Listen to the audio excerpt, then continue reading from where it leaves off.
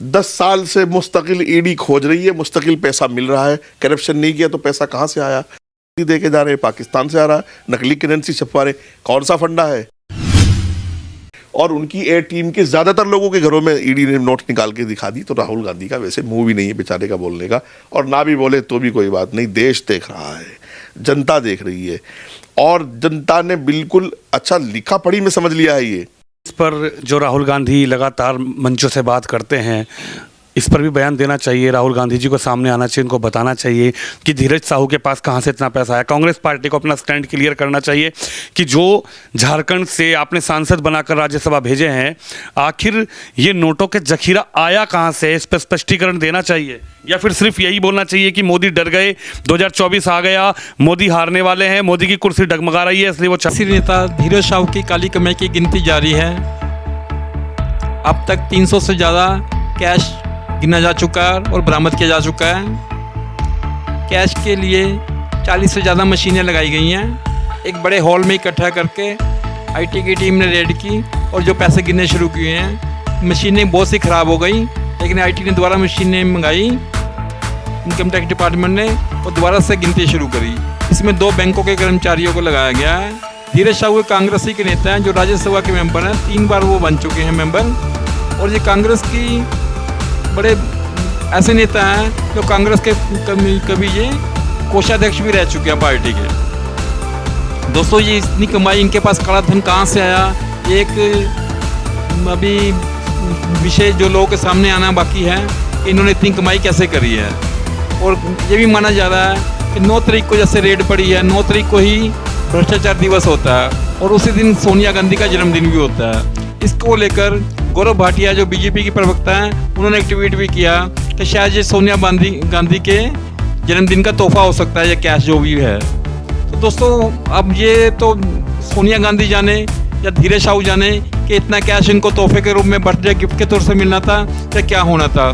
परंतु देश जो देख रहा है कि जो मोदी को बदनाम कर रहे थे कि कांग्रेस या दूसरी विपक्षी पार्टियों के पीछे ईडी लगाई हुई है, काम नहीं करने दे रहे। अगर ईडी लगी है तो अच्छी लगी है ना, इतना कैश देश को देखने को मिल रहा है, देश के हाथ में लग रहा है, देश के पास इतना कैश आ रहा है, देश के खजाने में जाएगा तो अच्छी बात है ना।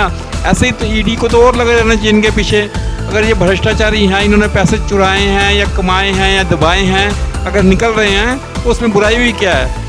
अभी तो 2-4 के पीछे लगी है, तो मैं सोचता हूँ कि बाकी को पीछे भी ईडी को लगाना चाहिए ताकि ज़्यादा से ज़्यादा कैश रिकवर किया जा सके।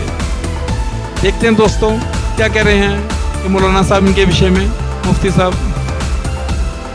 लेकिन पिछले 40-50 सालों में कांग्रेस ने देश को स्टेट में, केंद्र में कुछ कम नहीं लूटा, बहुत लंबी लुटाई है। तो जाहिर सी बात है आहिस्ता आहिस्ता निकल रही है। और मोदी जी का जो एक सूत्रीय कार्यक्रम है कि न खाऊंगा न खाने दूंगा, वो पूरी दुनिया को दिख रहा है। ये वही भारत है कि आप देख रहे हो कि जहां 2-4 एम्स होते थे, आज 20-30 एम्स है। ये वही भारत है कि सिंगल रोड के लिए हम बड़ौद, बागपत, सहारनपुर के लोग परेशान, सदियों से देखने को नहीं मिला। हमें राजमार्ग नहीं मिल रहे, स्टेट मार्ग नहीं मिल रहे, नेशनल मार्ग नहीं मिल रहे।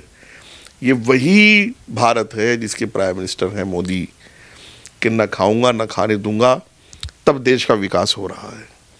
और इस मामले में बिल्कुल जीरो करप्शन, कहीं एक पैसे का कोई करप्शन नहीं। अगर किसी की कोई शिकायत भी है और ज़रा सा भी आभास उसके लिए हुआ है, तो ना वो मंत्री रहा ना वो अफसर रहा, उनको साइड कर दिया गया, दूसरे ईमानदार लोगों को लाकर बिठाया गया है।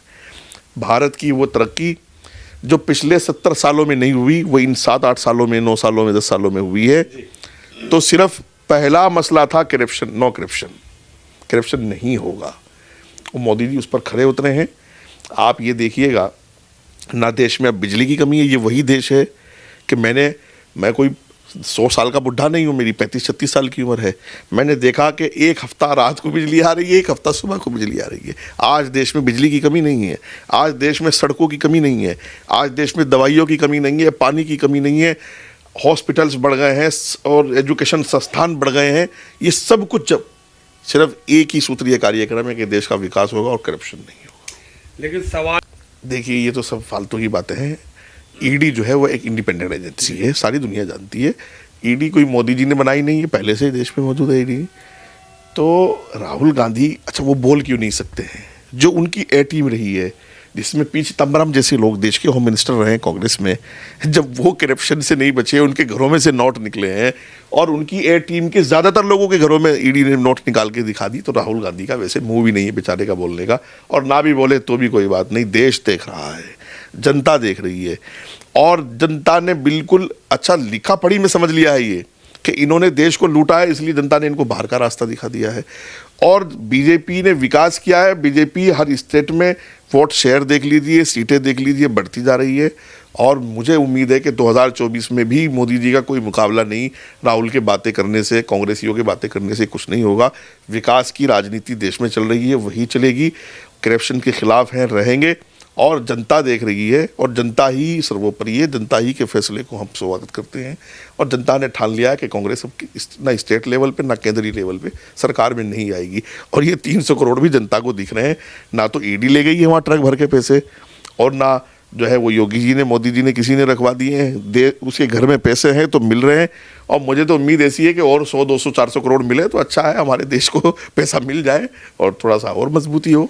तो लगभग कर रख दी, या ये छापेमारी में जो निकल कर आ रहा है, ये आखिर किस चीज़ का पैसा है?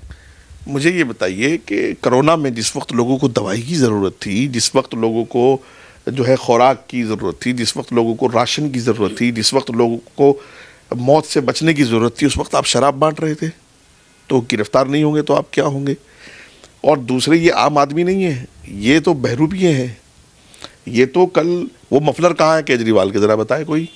आप तो मीडिया के लोग हैं, सब कवर करते हैं, कितने दिन से देखा नहीं आपने उनको मफलर में, और वो उनकी सब मफलर खांसी सब गायब हो गई है, और वो अब आम आदमी नहीं रहे। उनके घर में करोड़ों का फर्नीचर है, करोड़ों के साजो सामान है, वो बादशाहों जैसी ज़िंदगी गुजर बसर कर रहे हैं, कुछ नहीं बचा हुआ है। ये सब बहरूप है, और करप्शन की हद ये है, चलिए 10 साल से बीजेपी की सरकार है, 10 साल से मुस्तकिल ईडी खोज रही है, मुस्तकिल पैसा मिल रहा है। करप्शन नहीं किया तो पैसा कहाँ से आया? आतंकवादी दे के जा रहे हैं, पाकिस्तान से आ रहा है, नकली करेंसी छपवा रहे, कौन सा फंडा है भाई? जो लोग सत्ता में बैठे हैं उनके पास तो अभी करोड़ 2 करोड़ भी देखने को नहीं मिल रहे हैं, और यहाँ 300, 400 करोड़ रुपए इनके घरों से निकल रहे हैं 10 साल, और 10 साल से निकल रहे हैं। कोई आज ये पहली कार्रवाई तो नहीं हो रही है, ऐसी हर दिन की कार्रवाइयाँ हैं जो कांग्रेसियों के पास।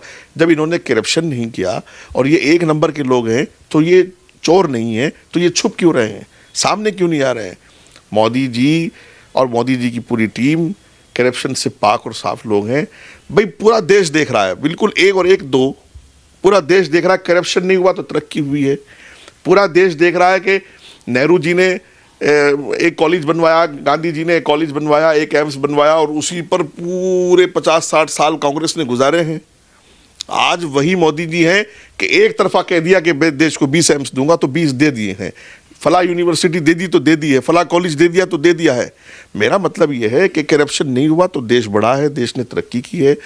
और कांग्रेस के लोग जो हैं, आज भी देख लीजिएगा आप, जिन स्टेट में कांग्रेस की सरकारें हैं, करप्शन की और लॉ एंड ऑर्डर की स्थिति यह है कि बिल्कुल जीरो पर है भाई। राजस्थान में जो सरकार गई है, मैं राजस्थान की रग रग से वाकिफ़ आदमी हूँ, गली गली से वाकिफ़ हूँ, घुमा फिरा आदमी हूँ।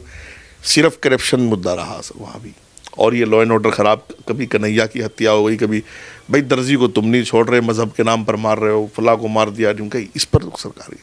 तो मोदी जी ने हमेशा से देश को पाक साफ रखने की कोशिश की, और ऐसा पैसे मिलता रहेगा, मोदी जी निकालते रहेंगे।